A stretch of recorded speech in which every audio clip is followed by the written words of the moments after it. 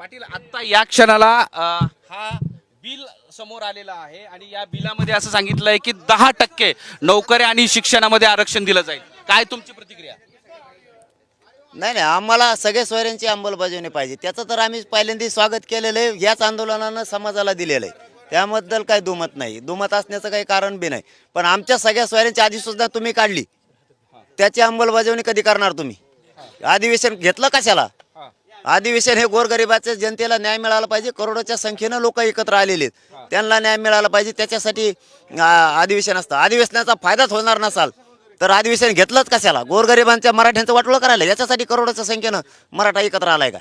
एवढं मोठं अधिवेशन बोलवलं आणि कोणाचा तरी हट्टा पाहिजे एकच विषय घेता. आमच्यावर थोपवताय का ते आरक्षण?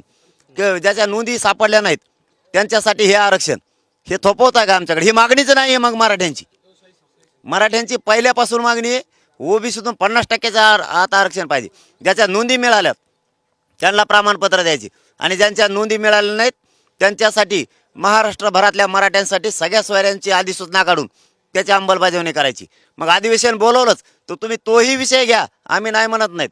परंतु सगळ्या सोयऱ्यांच्या अंमलबजावणीच्या बाबतची तुम्ही चर्चा कसं काय करत नाहीत? म्हणजे करोडो मराठ्यांची मागणी आहे.